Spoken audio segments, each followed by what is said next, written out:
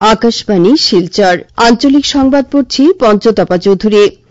আজকের বিশেষ খবর হল নারী সবলীকরণের লক্ষ্যে আসামকে একটি আদর্শ রাজ্য হিসেবে গড়ে তোলার প্রচেষ্টা হিসেবে মুখ্যমন্ত্রী ড হিমন্ত বিশ্ব শর্মার আজ আত্মসহায়ক গোষ্ঠী 17,680 জন সদস্যদের মধ্যে মুখ্যমন্ত্রী মহিলা উদ্যমিতা অভিযানের অধীনে চেক বিতরণ, রাজ্য সরকারের কর্মচারীদের জন্য শূন্য ব্যয় বীমা প্রকল্পের সূচনা, গৌহাটিতে আজ 5টি বিরোধী দলের বৈঠক এবং সমগ্র দেশে আজ লোকসেবা সম্প্রচার দিবস পালন। এবারে বিস্তারিত খবর। নারী সবলীকরণের লক্ষ্যে আসামকে একটি আদর্শ রাজ্য হিসেবে গড়ে তোলার প্রচেষ্টা হিসেবে মুখ্যমন্ত্রী ড হিমন্ত বিশ্ব শর্মা আজ খানাপাড়ায় আয়োজিত এক সভায় আত্মসহায়ক গোষ্ঠীর 17,680 জন সদস্যদের মধ্যে মুখ্যমন্ত্রী মহিলা উদ্যমিতা অভিযানের অধীনে চেক বিতরণ করেন। মুখ্যমন্ত্রী ড শর্মা তাঁর ভাষণে বলেন যে মহিলাদের আর্থিকভাবে স্বাবলম্বী করে তোলার লক্ষ্যে এই প্রকল্প রূপায়ণ করা হয়েছে। পৌর নিগমক মই এটা পলিচি বনাব কৈছো যে গুৱাহাটীত যি ভেন্ডিং কৰিব পৰা জোন থাকে সেই জোনবিলাকত প্ৰথমতে আত্মসহায়ক গোটৰ মহিলাসকলক সুবিধা দিব লাগে।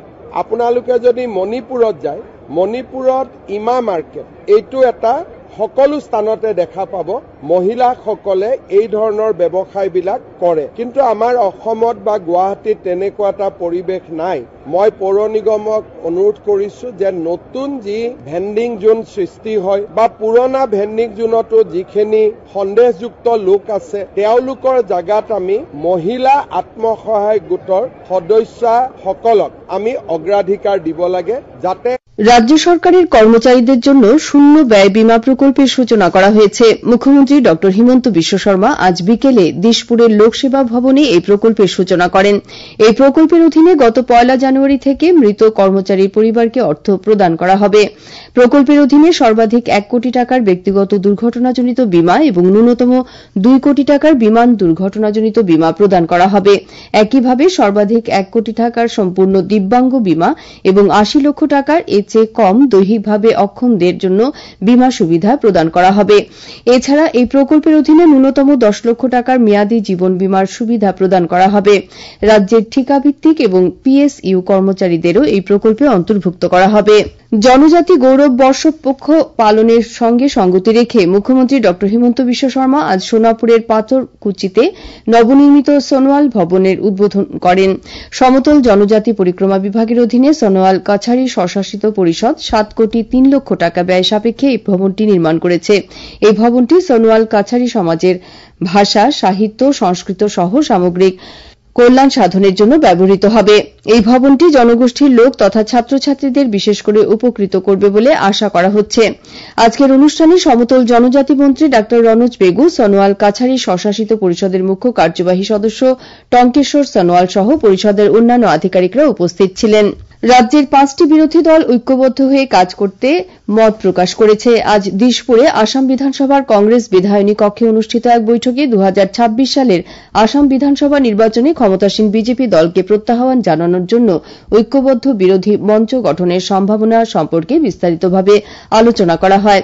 আমাদের গৌহাটির সংবাদদাতা হেমন্ত কুমার বরা জানিয়েছেন যে এই সভায় কংগ্রেস দলের প্রবীণ নেতা জিতেন্দ্র সিং, প্রদেশ কংগ্রেসের সভাপতি গৌরব গগৈ, বিধানসভার বিরোধী দলের সভাপতি দেবব্রত শইকিয়া, সাংসদ রকিবুল হোসেন ও প্রদ্যুৎ বরদলৈ অংশগ্রহণ করেন। এছাড়া রাইজোর দলের হয়ে অখিল গগৈ, আঞ্চলিক গণমোর্চার হয়ে সাংসদ অজিত কুমার ভুইয়া, অসম জাতীয় পরিষদের সভাপতি লুরিন জ্যোতি গগৈ সহ অন্যান্য দলের নেতারা উপস্থিত ছিলেন। রাজ্যে স্বচ্ছ ও মেধাভিত্তিক নিযুক্তি প্রক্রিয়ার অংশ হিসেবে আগামীকাল শিক্ষা বিভাগে 8,000-এরও বেশি প্রার্থীকে নিযুক্তিপত্র বিতরণ করা হবে। খানাপাড়ার পশু চিকিৎসা বিজ্ঞান মহাবিদ্যালয়ের খেলার মাঠে আগামীকাল বিকেলে এই উপলক্ষে আয়োজিত অনুষ্ঠানে মুখ্যমন্ত্রী ড হিমন্ত বিশ্ব শর্মা ও শিক্ষামন্ত্রী ডা রনোজ বেগু উপস্থিত থাকবেন। অনুষ্ঠানে উচ্চশিক্ষা সঞ্চালকালয়ের অধীনে 552 জন সহকারী অধ্যাপককে নিযুক্তিপত্র বিতরণ করা ছাড়াও 62 জন তৃতীয় শ্রেণীর কর্মচারীকে নিযুক্তিপত্র প্রদান করা হবে। একইভাবে মাধ্যমিক সঞ্চালকালয়ের অধীন 1275 জন স্নাতকোত্তর শিক্ষক ও 6522 জন স্নাতক শিক্ষককে নিযুক্তিপত্র প্রদান করা হবে। রাজ্য শিক্ষা গবেষণা ও প্রশিক্ষণ পর্ষদ সঞ্চালকালয়ের অধীন জেলা শিক্ষা ও প্রশিক্ষণ প্রতিষ্ঠানে 28 জন শিক্ষক ও রাজ্য শিক্ষা গবেষণা প্রশিক্ষণ পর্ষদে 8 জন সহকারী সঞ্চালককে নিযুক্তিপত্র প্রদান করা হবে। কৃষিমন্ত্রী অতুল বরা আজ নতুন দিল্লিতে কেন্দ্রীয় কৃষি ও কৃষক কল্যাণ মন্ত্রী শিবরাজ সিং চৌহানের সঙ্গে দেখা করে রাজ্যে রূপায়িত হওয়া কেন্দ্রীয় প্রকল্পগুলির অগ্রগতি সম্পর্কে মন্ত্রীকে অবগত করেন। তিনি রাজ্যের কৃষকদের জীবন ধারণের মান উন্নত করে আসামের কৃষিভিত্তিক অর্থনীতি সুদৃঢ় করার ক্ষেত্রে এই প্রকল্পগুলি কিভাবে সহায়তা করছে সে বিষয়ে আলোচনা করেন। এই আলোচনায় রাজ্যের কৃষিক্ষেত্রের সর্বাঙ্গীন বিকাশ ও কৃষকদের উপার্জন বৃদ্ধির পথ প্রশস্ত করা সম্পর্কে আলোচনা করা হয়। মিজোরাম রাজ্যে যানবাহন ব্যবস্থাপনার ক্ষেত্রে প্রদর্শন করা অতুলনীয় সাফল্যের জন্য কেন্দ্রীয় স্বরাষ্ট্র, নির্মাণ ও নগর পরিক্রমা মন্ত্রণালয়ের অধীনে শহরাঞ্চল পরিবহন বিভাগের দ্বারা বিশেষ পুরস্কার লাভ করেছে।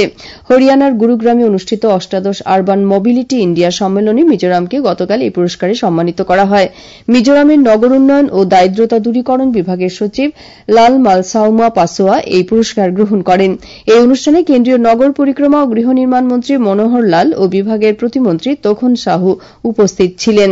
উল্লেখ্য, প্রতি বছর মন্ত্রণালয়ের আয়োজন করা এই সম্মেলনে দেশের বিভিন্ন রাজ্যের মহানগরগুলিতে উদ্ভাবনীমূলক, বহনক্ষম ও সুশৃঙ্খল পরিবহনের জন্য উৎসাহিত করার প্রয়াস করা হয়। আকাশবাণী শিলচর কেন্দ্রের আঞ্চলিক সংবাদ আমাদের ইউটিউব চ্যানেল এআইআর নিউজ শিলচরের মাধ্যমে শোনা যাচ্ছে। এছাড়া আমাদের Facebook page all India radio news Silchar এবং এক্স হ্যান্ডেল @AIRnews_শিলচরের মাধ্যমেও এই সংবাদ শোনা যাবে। খবর প্রচারিত হচ্ছে আকাশবাণী শিলচর কেন্দ্র থেকে। সমগ্র দেশে আজ লোকসেবা সম্প্রচার দিবস পালন করা হয়েছে। 1947 সালে আজকের দিনেই মহাত্মা গান্ধী আকাশবাণীর দিল্লি স্টুডিওতে গিয়েছিলেন। এটি ছিল কোন রেডিও স্টেশনে মহাত্মা গান্ধীর প্রথম ও শেষ পদার্পণ। 2000 সালে তৎকালীন কেন্দ্রীয় তথ্য ও সম্প্রচার মন্ত্রী সুষমা স্বরাজ এই বিশেষ দিনটিকে লোকসেবা সম্প্রচার দিবস হিসেবে পালনের কথা ঘোষণা করেছিলেন। তখন থেকেই এই দিনটির স্মরণে প্রতিবছর 12 নভেম্বর দেশে লোকসেবা সম্প্রচার দিবস পালন করা হয়। নতুন দিল্লির আকাশবাণী ভবনে আজ এই দিবস পালন করা হয়েছে। প্রসার ভারতীর চেয়ারম্যান নবনীত কুমার সেহগল এই উপলক্ষে আয়োজিত অনুষ্ঠানে অংশগ্রহণ করেন। বাপু স্টুডিওতে আয়োজিত অনুষ্ঠানে বিভিন্ন শিল্পীরা মহাত্মা গান্ধীর পছন্দের ভক্তিমূলক সঙ্গীত পরিবেশন করেন। কেন্দ্রীয় স্বাস্থ্য ও পরিবার কল্যাণমন্ত্রী জেপি নাড্ডা আজ বিশ্ব নিউমোনিয়া দিবস উপলক্ষে প্রতিটি শিশুকে এই রোগ থেকে সুরক্ষা প্রদান করার প্রতি সরকারের প্রতিশ্রুতিবদ্ধতার কথা স্মরণ করেন। শ্রী নাড্ডা সামাজিক মাধ্যমে বলেন যে সরকার শক্তিশালী স্বাস্থ্য ব্যবস্থা এবং সামাজিক সচেতনতার মাধ্যমে শিশুর মধ্যে নিউমোনিয়া রোগের প্রাদুর্ভাব রোধ করার জন্য সামাজিক সচেতনতা ও নিউমোনিয়া রোগ সফলভাবে নিয়ন্ত্রণ করার জন্য বিশেষ উদ্যোগ গ্রহণ করেছে। এই অভিযানে নিউমোনিয়া হি নেহি তো বচপন সে হি বার্তা এই রোগ নিয়ন্ত্রণ এবং সময়মতো রোগীদের যত্নের উদ্দেশ্যে সামগ্রিক ব্যবস্থা গ্রহণের জন্য অনুপ্রেরণা জুগিয়ে আসছে। কাছাড় জেলা প্রশাসনের উদ্যোগে ভগবান বিরসা মুন্ডার 150তম জন্মজয়ন্তী উপলক্ষে আজ রাজাবাজার উন্নয়ন খণ্ডের অধীন জয়পুর উপজাতি গ্রামে স্বচ্ছতা অভিযান, বৃক্ষরোপণ ও আর্থিক সাক্ষরতা কার্যসূচি পালন করা হয়েছে। এ উপলক্ষে আজ সকালে জয়পুর চতুর্থ খণ্ডের শিবস্থান কমিউনিটি হলে আয়োজিত অনুষ্ঠানে ভগবান বিরসা মুন্ডার প্রতিকৃতিতে শ্রদ্ধা জানানো হয়। পরে আর্থিক সাক্ষরতা অভিযান উপলক্ষে আয়োজিত সভায় ব্যাংক আধিকারিক, প্রধানমন্ত্রী জনধন অ্যাকাউন্ট, ডিজিটাল ইন্ডিয়া কার্যসূচি, নগদহীন লেনদেন নিয়ে এবং জেলা মৎস্য আধিকারিক প্রধানমন্ত্রী মৎস্য যোজনা সম্পদ নিয়ে আলোচনা করেন। পরে স্বচ্ছতা অভিযান ও বৃক্ষরোপণ কার্যসূচিতে সহকারী আয়ুক্ত, খণ্ড উন্নয়ন আধিকারিক, পঞ্চায়েত প্রতিনিধি এবং স্থানীয় জনসাধারণ অংশগ্রহণ করেন। শ্রীভূমি জেলা সমাজ কল্যাণ আধিকারিকের কার্যালয়ে পুরোপুরি ঠিকা ভিত্তিতে একজন মাল্টিটাস্কিং ওয়ার্কার নিয়োগের জন্য গত 20 সেপ্টেম্বর এক বিজ্ঞপ্তি জারি করা হয়েছিল।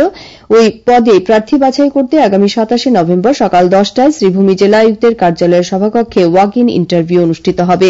যোগ্য প্রার্থীদের শিক্ষাগত যোগ্যতার মূল প্রমাণপত্র ও অন্যান্য প্রয়োজনীয় নথিপত্র নিয়ে সকাল 9টায় উপস্থিত থাকতে বলা হয়েছে।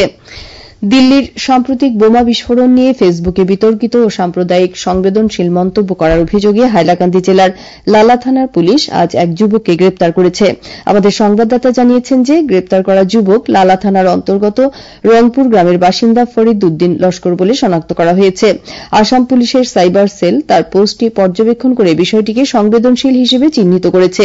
পুলিশ সূত্রে জানানো হয়েছে যে ফরিদের বিরুদ্ধে সমাজে বিভেদ সৃষ্টি এবং ফেসবুকে ভ্রান্ত তথ্য প্রচারের অভিযোগ এনে মামলা দায়ের করা হয়েছে। শেষ করার আগে বিশেষ খবর আবার পড়ছি। নারী সবলীকরণের লক্ষ্যে আসামকে একটি আদর্শ রাজ্য হিসেবে গড়ে তোলার প্রচেষ্টা হিসেবে মুখ্যমন্ত্রী ড হিমন্ত বিশ্ব শর্মার আজ আত্মসহায়ক গোষ্ঠীর 17,680 জন সদস্যদের মধ্যে মুখ্যমন্ত্রী মহিলা উদ্যমিতা অভিযানের অধীনে চেক বিতরণ, রাজ্য সরকারের কর্মচারীদের জন্য শূন্য ব্যয় বীমা প্রকল্পের সূচনা। গৌহাটিতে আজ 5টি বিরোধী দলের বৈঠক এবং সমগ্র দেশে আজ লোকসেবা সম্প্রচার দিবস পালন। আঞ্চলিক সংবাদ শেষ হল।